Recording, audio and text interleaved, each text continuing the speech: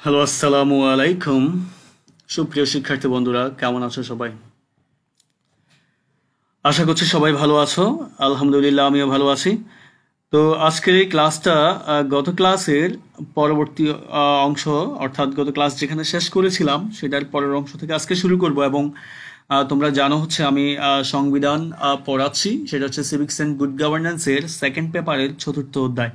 আর এই সংবিধানটা আমি ধারাবাহিকভাবে পড়াচ্ছি। গতকালকে আমি তৃতীয় অধ্যায়টা পড়িয়েছিলাম, সংবিধানের যে আহ, ভাগগুলো আছে তৃতীয় অধ্যায়ের পরে আমি চতুর্থ অধ্যায় পড়িয়েছিলাম গতকালকে। তো আজকে আমি যেটা পড়াবো সেটা হচ্ছে পঞ্চম ভাগ। সংবিধানের যে পাঁচটা ভাগ আছে সেই পাঁচটা ভাগের মধ্যে পঞ্চম ভাগটাই আজকে আমি পড়াবো। আর এই পঞ্চম ভাগটা হচ্ছে 65 থেকে 93 অনুচ্ছেদ পর্যন্ত।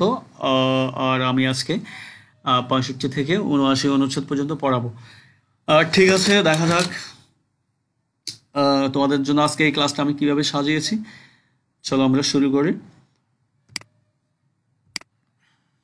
Welcome to another new class, Civics and Good Governance, Articles of Bangladesh Constitution, class নং 6 on this topic। অর্থাৎ এই টপিকের উপর এটা হচ্ছে 6 নাম্বার ক্লাস।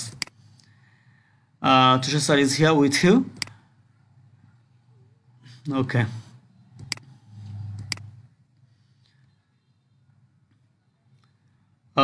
তোমরা অনেকেই জানো এটা খুবই ইম্পর্টেন্ট যে কনস্টিটিউশনটা পরীক্ষায় এখান থেকে অনেকবার অনেক কোশ্চেন এসছে। আশা করছি আগামী পরীক্ষাও তোমাদের জন্য এখান থেকে কোশ্চেন হবে। তো আমি যে অনুচ্ছেদগুলো পড়াবো এগুলো একটু মনোযোগ দিয়ে খেয়াল করবে। বিশেষ করে ভিডিও, এই ধারাবাহিক ভিডিও ক্লাসগুলো একটার পর একটা যদি ভিডিওগুলো দেখো তাহলে তুমি বুঝতে পারবা হচ্ছে তোমার ধারাবাহিকতা বজায় থাকবে এবং তুমি ক্লাসগুলো মনে রাখতে পারবা। Okay, constitution of the People's Republic of Bangladesh, গণপ্রজাতন্ত্রী বাংলাদেশের সংবিধান।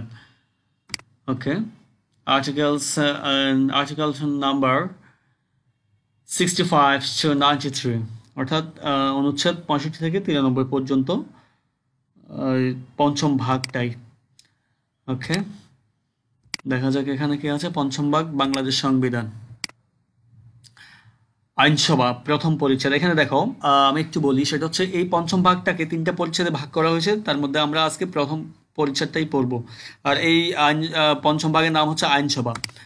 তো 65 নং অনুচ্ছেদ যেটা, সেটা হচ্ছে সংসদ প্রতিষ্ঠা। অর্থাৎ বাংলা গণপ্রজাতন্ত্রী বাংলাদেশে একটা সংসদ থাকবে, সংসদ প্রতিষ্ঠার কথা বলা হয়েছে, অর্থাৎ একটা আইনসভা প্রতিষ্ঠার কথা বলা হয়েছে। আইনসভার গঠন, আইনসভার সদস্য, এইসব বিষয়গুলো নিয়ে কথা বলা হয়েছে। আর এটা হচ্ছে বাংলাদেশ সংবিধানের 65 নং অনুচ্ছেদে। এরপরে 66 নং অনুচ্ছেদে আমরা যেটা দেখতে পাই সেটা হচ্ছে সংসদে নির্বাচিত হওয়ার যোগ্যতা এবং অযোগ্যতা। যোগ্যতা হচ্ছে 66 অনুচ্ছেদ, আর 66 হচ্ছে অযোগ্যতা।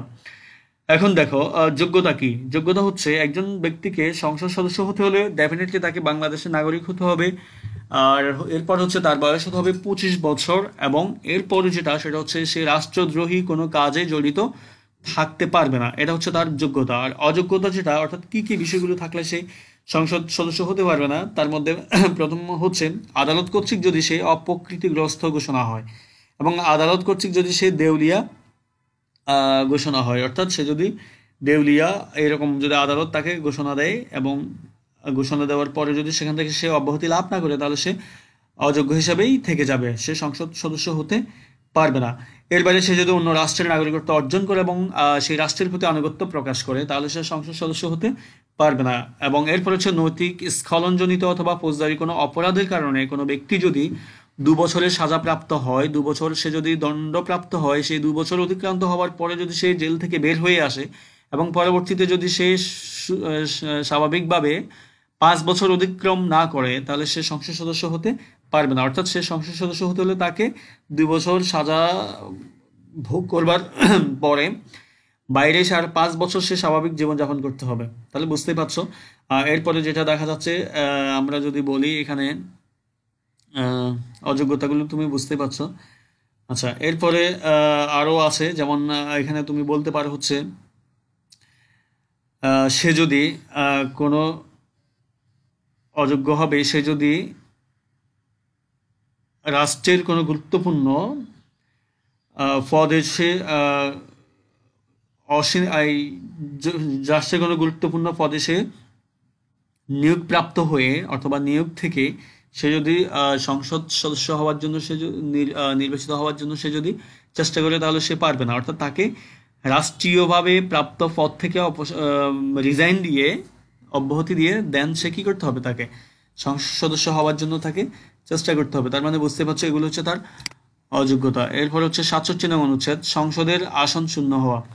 আচ্ছা দেখো, সংসদের আসন শূন্য হয় অনেক কারণে। সংসদের আসন শূন্য হতে পারে। কোনো ব্যক্তি যদি একটানা 90 দিন যদি সংসদে অনুপস্থিত থাকে, তাহলে তার আসন শূন্য হতে পারে। অথবা কোনো ব্যক্তি নির্বাচিত হওয়ার পর 90 দিনের মধ্যে যদি সে শপথ গ্রহণ না করে, অথবা সে যদি শপথপত্রে স্বাক্ষর না করে, তাহলে তার আসনটা শূন্য ঘোষিত হতে পারে। এই ক্ষেত্রে একটা শর্ত থাকে, সেটা হচ্ছে সে যদি শপথ গ্রহণ করতে দেরি করে, 90 দিন অতিক্রান্ত হয়ে যায়, সেই ক্ষেত্রে সেই স্পিকারকে যথাযথ কারণ যদি জানাতে পারে, দেখাতে পারে, তাহলে স্পিকার হয়তো বা তার বিষয়টা বিবেচনা করতে পারেন।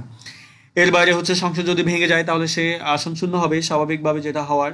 এবং সংবিধানের 70 নং অনুচ্ছেদ অনুযায়ী আসন শূন্য হতে পারে। এখন 70 নং অনুচ্ছেদ কি, সেটা আমি 70 নং অনুচ্ছেদ পড়ানোর সময় বলে দিব। আর ফ্লোর ক্রসিং এর কারণে সংসদ সদস্য পদ বা সংসদের আসন শূন্য হতে পারে। ফ্লোর ক্রসিংটা 70 নং অনুচ্ছেদে আমি পড়াচ্ছি। এরপরে দেখো 68 নং, সংসদ সদস্যদের পারিশ্রমিক বা প্রবৃত্তি। পারিশ্রমিক মানে হচ্ছে তাদের বেতন ভাতা এবং তাদের সুযোগ সুবিধাগুলো। এগুলো বাংলাদেশ সংবিধানের 68 নং অনুচ্ছেদে লেখা আছে, কত টাকা পারিশ্রমিক পাবে, কি কি সুযোগ সুবিধা পাবে, এই বিষয়গুলো এখানে স্পষ্টভাবে লেখা আছে। যদিও পারিশ্রমিক শব্দটা প্রথমে যখন সংবিধান রচনা করা হয় তখন ছিল না, তখন এখানে বেতন কথাটা ছিল। পরবর্তীতে 1988 সালে 8ম সংশোধনীর মাধ্যমে বেতন শব্দটার পরিবর্তে পারিশ্রমিক শব্দটা এখানে অ্যাড করা হয়। ওকে, এরপর 69 নং অনুচ্ছেদে আমরা যেটা দেখতে পাচ্ছি সেটা হচ্ছে শপথ গ্রহণের পূর্বে আসন গ্রহণ বা ভোট দান করলে সদস্যদের অর্থদণ্ড। আচ্ছা দেখো, কোনো সংসদ সদস্য যদি শপথ গ্রহণ না করে সংসদ অধিবেশনে গিয়ে সে আসন গ্রহণ করে এবং সেখানে যদি সংসদের উত্থাপিত কোনো বিষয়ে সে যদি ভোট প্রদান করে, তাহলে তার বিরুদ্ধে স্পিকার অর্থদণ্ড ঘোষণা করতে পারে। এটা হচ্ছে বাংলাদেশ সংবিধানের 69 নং অনুচ্ছেদ। আর এই অর্থদণ্ডটা হচ্ছে, একটু খেয়াল করো, অর্থদণ্ডটা হচ্ছে গিয়ে 1000 টাকা তার অর্থদণ্ড, অর্থাৎ 1000 টাকা তাকে জরিমানা করা হবে। এটা হচ্ছে বাংলাদেশ সংবিধানের 69 নং অনুচ্ছেদ। এরপর হচ্ছে 70 নং অনুচ্ছেদ, রাজনৈতিক দল হতে পদত্যাগ বা ফ্লোর ক্রসিং এর কারণে আসন শূন্য হওয়া। একটু খেয়াল করো, কোনো ব্যক্তি যে রাজনৈতিক দলের প্ল্যাটফর্মে সংসদ সদস্য নির্বাচিত হয়েছেন, সে যদি সেই পদ থেকে পদত্যাগ করে, তাহলে ডেফিনেটলি তার পদটা শূন্য হয়ে যাবে। এবং সে যদি ফ্লোর ক্রসিং করে, ওই যে ফ্লোর ক্রসিংটা হচ্ছে কোনো ব্যক্তি যদি তার দলের বিরুদ্ধে ভোট দেয়, অর্থাৎ সংসদে উত্থাপিত কোনো বিষয়ে সে দলের বিরুদ্ধে যদি ভোট দেয়, তাহলে তার রাজনৈতিক দল তাকে বহিষ্কার করবে না, অটোমেটিক্যালি সেই বহিষ্কৃত হয়ে যাবে, অর্থাৎ তার সংসদ সদস্যের আসনটা শূন্য হবে। আর কোনো ব্যক্তি যদি তার রাজনৈতিক নিজ দলের বিরুদ্ধে ভোট দেয়, আর এই ভোট দেওয়াটাকেই বলা হয় হচ্ছে ফ্লোর ক্রসিং। আর এটা সম্পর্কে বলা আছে বাংলাদেশ সংবিধানের 70 নং অনুচ্ছেদে। এরপর হচ্ছে দ্বৈত সদস্যতায় বাধা। আচ্ছা এখানে দেখো 71 নং অনুচ্ছেদে যেটা বলতে চেয়েছে সেটা হচ্ছে, যদি কোনো ব্যক্তি যদি একাধিক আসনে যদি সদস্য হয়, অর্থাৎ সে 3-4টা আসনে নির্বাচন করতে পারে, এটাই বাংলাদেশ নির্বাচন কমিশন কর্তৃক স্বীকৃত। এখন সেই ক্ষেত্রে সে যদি 3-4টা আসনে জয়ী হয়, তাহলে তাকে সংসদের একটা আসন রেখে বাকি আসনগুলো ছেড়ে দিতে হবে, এবং সে খুব দ্রুত সিদ্ধান্ত নেবে কোন আসনগুলো ছাড়বে। এটা হচ্ছে তার সংসদ নির্বাচিত হওয়ার 14 দিনের মধ্যে সে এই কাজটি করবে, এবং সর্বোচ্চ 30 দিনের মধ্যে। আর এই ক্ষেত্রে সে যদি দুইটা আসন 3টা আসনে যদি সংসদ সদস্য থাকতে চায়, তাহলে সেটা করতে পারবে না। একটাই পদ বা একটাই আসন তাকে রাখতেই হবে। এটা হচ্ছে দ্বৈত সদস্যতায় বাধা। আর এই সম্পর্কে বলা হয়েছে বাংলাদেশ সংবিধানের 71 নং অনুচ্ছেদে। আশা করছি তোমরা বুঝতেই পারছো। তো এরপরে যেটা দেখতে পাচ্ছি সেটা হচ্ছে সংসদের অধিবেশন। আচ্ছা একটু খেয়াল করো, সংসদ অধিবেশন মানে হচ্ছে সংসদ যে বসবে আর সংসদ অধিবেশন যে শুরু হবে, সে বিষয় নিয়ে এখানে বলা হয়েছে। রাষ্ট্রপতি সংসদ অধিবেশন আহ্বান করবেন, এবং একটা সংসদ প্রথম নির্বাচিত হওয়ার পরে 30 দিনের মধ্যে রাষ্ট্রপতি সংসদ অধিবেশন আহ্বান করবেন। তিনি অধিবেশন প্রয়োজনে ভেঙেও দিতে পারেন, তিনি স্থগিতও করতে পারেন। তবে সংসদ অধিবেশন আহ্বান করার এখতিয়ার বা অধিকার একমাত্র রাষ্ট্রপতিরই আছে। রাষ্ট্রপতি আহ্বান করবেন। আর রাষ্ট্রপতি আহ্বান করবার পরে প্রত্যেক সংসদ অধিবেশনের মাঝখানের যে গ্যাপটা থাকবে সেটা হচ্ছে 60 দিন, অর্থাৎ একটা অধিবেশন থেকে আরেকটা অধিবেশনের মাঝখানে 60 দিনের বেশি গ্যাপ থাকা যাবে না। 60 দিনের মধ্যে আরেকটা অধিবেশন শুরু হবে। প্রত্যেক অধিবেশনের শুরুতে রাষ্ট্রপতি সংসদে চাইলে বাণী প্রেরণ করতে পারেন, তবে বছরের প্রথম অধিবেশন এবং নির্বাচিত হওয়ার প্রথম অধিবেশনে রাষ্ট্রপতি সংসদে ভাষণ দেন এবং সেই ভাষণ বা বাণী প্রেরণ করেন। সেই বাণী অনুযায়ী ভাষণ বা বাণী অনুযায়ী সংসদ সদস্যরা তার উপর কি করেন, তার উপর আলোচনা করেন, ডিসকাশন করেন। আচ্ছা, এরপর আমরা যেটা দেখতে পাচ্ছি সেটা হচ্ছে 73 নং অনুচ্ছেদ। 73 নং অনুচ্ছেদে যেটা বলা হচ্ছে, সংসদে রাষ্ট্রপতির ভাষণ ও বাণী, রাষ্ট্রপতি বাণী প্রেরণ করবেন, ভাষণ প্রেরণ করবেন, সেটা 72 নং অনুচ্ছেদে যেটা বলছিলাম আমি, এটার সাথে সম্পর্কযুক্ত। ভাষণ এবং বাণী প্রেরণ করবেন সংসদ অধিবেশন প্রত্যেক বছর সংসদ অধিবেশন শুরুর প্রথম দিকে এবং নতুনভাবে নির্বাচিত সংসদের প্রথম দিকে তিনি ভাষণ দিবেন এবং বাণী প্রেরণ করবেন। আর ভাষণ এবং বাণীর উপর সংসদ সদস্যরা আলোচনা করবেন। এরপরে 74 ক নং অনুচ্ছেদ হচ্ছে সংসদ সম্পর্কে মন্ত্রীগণের অধিকার। এটা একটু বলি, সংসদ সম্পর্কে মন্ত্রীগণের অধিকার হচ্ছে প্রত্যেক মন্ত্রী সংসদে বক্তৃতা প্রদান করবেন এবং কার্যাবলীতে অংশগ্রহণ করতে পারবেন, এটা তাদের অধিকার। ঠিক আছে।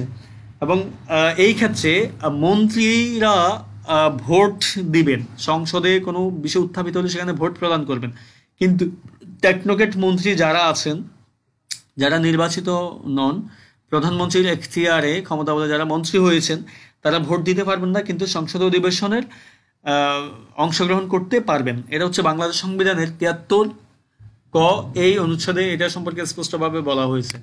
এরপরে আমরা যেটা দেখতে পাই সেটা হচ্ছে স্পিকার এবং ডেপুটি স্পিকার। সংসদে একজন স্পিকার থাকবেন, একজন ডেপুটি স্পিকার থাকবেন। স্পিকার এবং ডেপুটি স্পিকারের সংসদ অধিবেশন সংসদ নির্বাচিত হওয়ার 7 দিনের মধ্যে সংসদ সদস্যরা স্পিকার এবং ডেপুটি স্পিকার নির্বাচন করবেন। তবে হ্যাঁ, সংসদ অধিবেশন যেদিন বসবে প্রথম দিনই তারা এটা ভোটের মাধ্যমে এটার কার্যকারিতা শুরু হবে, অর্থাৎ আগে থেকে তারা এটা নির্বাচন করবেন এবং যেদিন সংসদ অধিবেশন শুরু হবে সেখানে তাদের ভোটের মাধ্যমে এটার কার্যকারিতা শুরু হবে। একজন ডেপুটি স্পিকার এবং একজন স্পিকার থাকবেন। স্পিকার এবং ডেপুটি স্পিকার অপসারিত হতে পারেন, সেটা হচ্ছেন তিনি যদি সংসদ সদস্য না হন তাহলে তিনি স্পিকার হতে পারবেন না।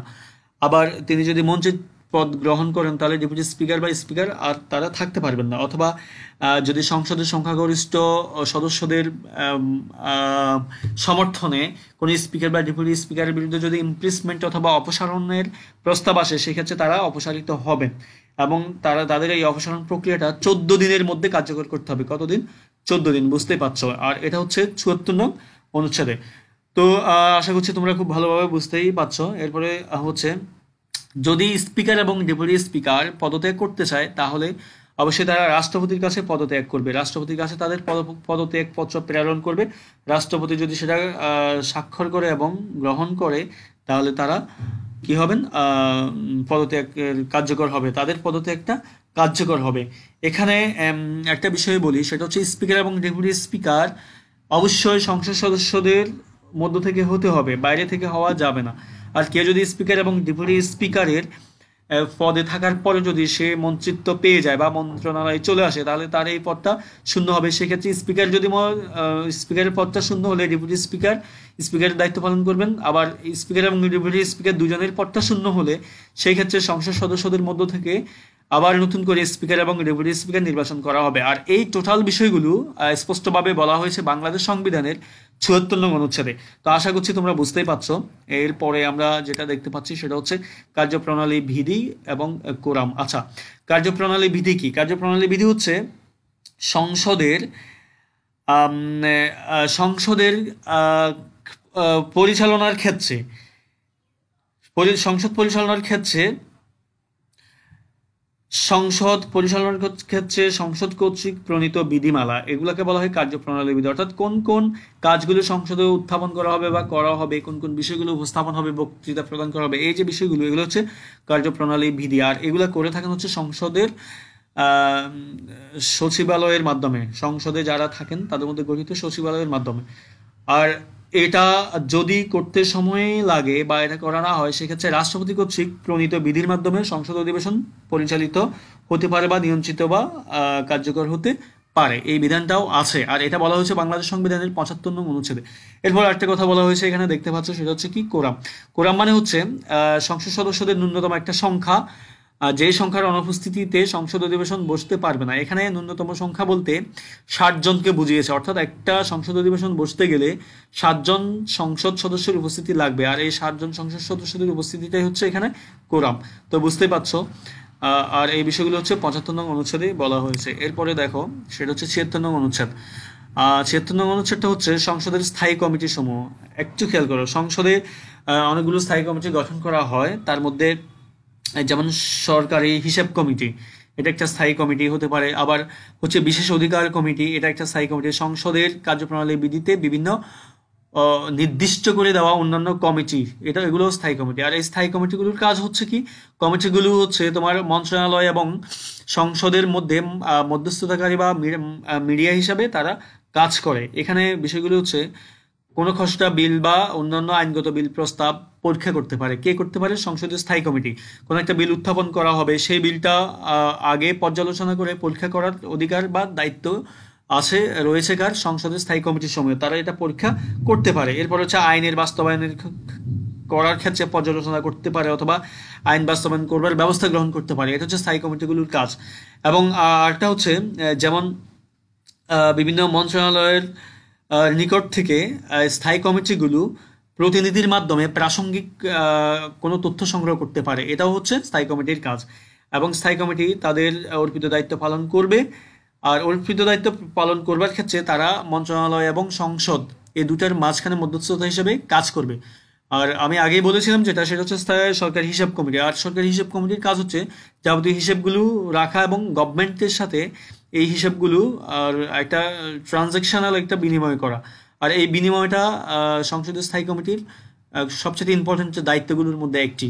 কারণ হচ্ছে সরকারকে সবসময় ইনফরমেশনগুলো প্রদান করার দায়িত্ব থাকে হচ্ছে স্থায়ী কমিটির। তারা বিভিন্ন মন্ত্রণালয় সম্পর্কিত স্থায়ী কমিটি থাকে, আর মন্ত্রণালয়ের বিভিন্ন ইনফরমেশনগুলো সরকারকে তারা অবহিত করে। এটা হচ্ছে স্থায়ী কমিটির কাজ। আর এই বিষয়গুলো নিয়ে বাংলাদেশ সংবিধানের 76 নং অনুচ্ছেদে স্পষ্টভাবে লেখা আছে। এরপরে আমরা যেটা দেখতে পাচ্ছি সেটা ন্যায়পাল, খুবই ইম্পর্টেন্ট, পরীক্ষায় বিভিন্নবার এসছে এবং অসংখ্যবার এটা এমসিকিউ এবং সিকিউতে এসছে। আচ্ছা, যাই হোক, আমি একটু বলি। ন্যায়পাল হচ্ছে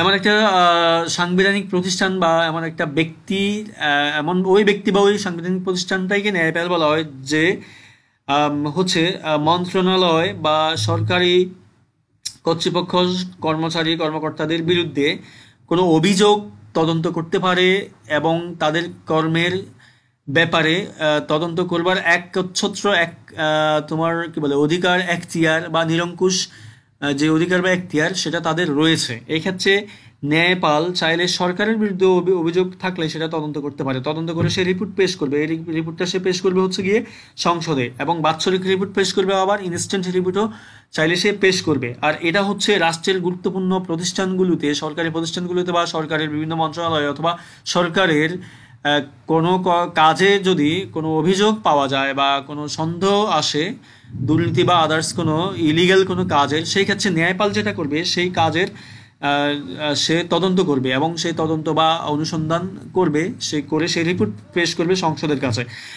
পৃথিবীর বিভিন্ন গণতান্ত্রিক আধুনিক রাষ্ট্রের মধ্যে এই ন্যায়পাল বিষয়টা আছে। আর এটা থাকা কেন জরুরি? কারণ হচ্ছে তখন ব্যালেন্স অফ পাওয়ার বা ক্ষমতার ভারসাম্য এটা বাস্তবায়িত হয়, যার কারণে ন্যায়পালটা পৃথিবীর বিভিন্ন গণতান্ত্রিক রাষ্ট্রগুলো গ্রহণ করে নিয়েছে। বাংলাদেশ সংবিধানের 77 নং অনুচ্ছেদে এই ন্যায়পালের কথা বলা হয়েছে। সবচেয়ে মজার বিষয় হচ্ছে কি জানো, বাংলাদেশ সংবিধানে এখনো পর্যন্ত এই ন্যায়পালটা প্রতিষ্ঠিত হয়নি, কখনো হয়নি, এখনো হচ্ছে না, এবং ধরে নিচ্ছি আমরা সামনেও হওয়ার সম্ভাবনা নেই। যেহেতু এটা সরকারের বিরুদ্ধে কাজ করতে পারে, সেই ক্ষেত্রে এটা হওয়ার সম্ভাবনা খুবই কম। তবে বাংলাদেশ সংবিধানের 77 নং অনুচ্ছেদে স্পষ্টভাবে ন্যায়পালের কথা বলা হয়েছে। আর ন্যায়পালের যিনি ব্যক্তি থাকেন তিনি একজন প্রধান বিচারপতির এরকম সমপর্যায়ের তিনি মর্যাদার অধিকারী হন। ওকে, ফাইন। এরপর আমরা যেটা দেখতে পাচ্ছি সেটা হচ্ছে 78 নং অনুচ্ছেদ। এই 78 নং অনুচ্ছেদটা হচ্ছে সংসদ সদস্যদের বিশেষ অধিকার এবং দায়মুক্তি। এখানে দেখো, এই বিষয়টা বাংলাদেশ সংবিধানের 78 নং অনুচ্ছেদে বলা হয়েছে, অর্থাৎ সংসদের কার্যক্রমের বৈধতা সম্পর্কে কোনো আদালতে কোনো প্রশ্ন করা যাবে না। এটা হচ্ছে সংসদ সদস্যদের কোনো কাজের ব্যাপারে কোনো আদালতে প্রশ্ন করা যাবে না, এটা হচ্ছে তাদের দায়মুক্তি। এবং তাদের কোনো কাজের ব্যাপারে আদালত কোনো প্রকার এখানে হস্তক্ষেপ করতে পারবে না। এটা হচ্ছে সংসদের দায় মুক্তি, এবং এটা বলা হয়েছে ৭৮ নং অনুচ্ছেদে। এখানে একটা জিনিস বলি আমি, যদি সংসদ সদস্যদের কাউকে গ্রেপ্তার করতে হয় তাহলে তাদের বিরুদ্ধে একদম খুব গুরুতর কোনো অভিযোগও থেকে থাকে, সেই ক্ষেত্রে কি বলে স্পিকারের অনুমতি লাগবে। তার মানে হচ্ছে স্পিকারের অনুমতি ছাড়া কোনো সংসদ সদস্যকে গ্রেপ্তার করতে পারবে না আইন শৃঙ্খলা রক্ষাকারী বাহিনী না, কোনো আদালতও না। এবং যদি সংসদও সংসদ এরিয়ার ভিতরেই থাকে কোনো সদস্য, সেক্ষেত্রে তাকে গ্রেপ্তার করা যাবে না। তার মানে বুঝতেই পারছো, দায় মুক্তি মানে হচ্ছে তার কাজের ব্যাপারে আদালত কোনো কৈফিয়ত চাইতে পারবে না, অর্থাৎ আদালতের কাছে সে কোনো তার কাজের ব্যাপারে কৈফিয়ত দিবে না। বিষয়টা হচ্ছে এরকমই, আর এই বিষয়টা হচ্ছে সংসদ সদস্যদের দায় মুক্তি। ওকে, এরপর আমরা যেটা দেখতে পাই সেটা হচ্ছে ৭৯ নং অনুচ্ছেদ, এবং ৭৯ নং অনুচ্ছেদে বলা হচ্ছে সংসদ সচিবালয়। আচ্ছা, ৭৯ নং অনুচ্ছেদে যেটা বলা হচ্ছে সংসদের নিজস্ব একটা সচিবালয় থাকবে। এখানে সচিবালয়ে যে সকল কর্মকর্তা কর্মচারীগণ নিয়োগ পাবে তাদের শর্তসমূহ, কাজের পরিধিগুলো নির্ধারণ করা হবে হচ্ছে সংসদের আইন দ্বারা। একটু খেয়াল করো, সংসদ সচিবালয়ে থাকবে, তাদের কাজ, কর্মকর্তা কর্মচারী থাকবে, এবং তাদের কাজগুলো, কাজের শর্তগুলো নির্ধারণ করে দেওয়া হবে হচ্ছে সংসদের আইন দ্বারা, অর্থাৎ এর বাইরের কোনো আইন দ্বারা এটা নির্ধারণ করা যাবে না। এটা বাংলাদেশ সংবিধানের ৭৯ নং অনুচ্ছেদে বলা হয়েছে। এবং এরপরে যেটা করা হলো সেটা হচ্ছে এই কর্মচারী কর্মকর্তাদের যে আইন দ্বারা তাদের কাজগুলো নির্ধারণ করে দেওয়া হবে, সেই আইনটা যদি অনেক সময় সংসদ যদি না করে থাকে, সেক্ষেত্রে রাষ্ট্রপতি বিধান অনুযায়ী রাষ্ট্রপতির স্পিকারের সাথে আলোচনা করে রাষ্ট্রপতি কিছু বিধান জারি করবেন, সেই বিধান অনুযায়ী হতে পারে। আর এই বিষয়টা বলা হচ্ছে বাংলাদেশ সংবিধানের ৭৯ নং অনুচ্ছেদে। তো বুঝতে পারছো তোমরা এখানে কি কি বিষয়গুলো থাকবেই আছে এই অনুচ্ছেদগুলোতে। তো আশা করছি তোমাদের আজকের ক্লাসটা খুব ভালো লেগেছে, এবং আমি চাইবো যে তোমরা এই ক্লাসটা প্রয়োজনে ২-৩ বার করে দেখো, এবং দেখলে হবে কি ওই অনুচ্ছেদগুলো তোমাদের মাথার মধ্যে সেট আপ হয়ে যাবে। আর এখান থেকে কিছু কিছু অনুচ্ছেদ আমি যদি ইম্পর্টেন্ট করে আলাদা করে বলতে চাই, সেটা হচ্ছে ৬৫, ৬৬, ৬৭, ৬৮, ৬৯, ৭০ খুব ইম্পর্টেন্ট, ৭৭ খুব ইম্পর্টেন্ট। এগুলো একটু ভালো করে পড়ে রাখলে হবে। তো আজকে এতটুকু থাক। আশা করছি তোমাদেরকে খুব ভালোভাবে বোঝাতে পেরেছি, তোমরা বুঝতে পেরেছো। তো এতটুকু থাক। আগামী ক্লাসে আমি এর পরের অনুচ্ছেদগুলো নিয়ে আলোচনা করব, এবং সেটা পঞ্চম ভাগের বাকি অনুচ্ছেদগুলো হবে। তো ধারাবাহিকভাবে ক্লাসগুলো দেখার চেষ্টা করবো। যারা এই ক্লাসগুলো ধারাবাহিকভাবে দেখোনি তাদেরকে বলবো তোমরা আগের ভিডিওগুলো দেখে দেন ধারাবাহিক ক্লাসগুলো দেখো, তাহলে মাথায় থাকবে এই বিষয়গুলো। তো আজকে এতটুকুই থাক। ভালো থেকো সবাই। আল্লাহ হাফেজ, সবাই ভালো থেকো।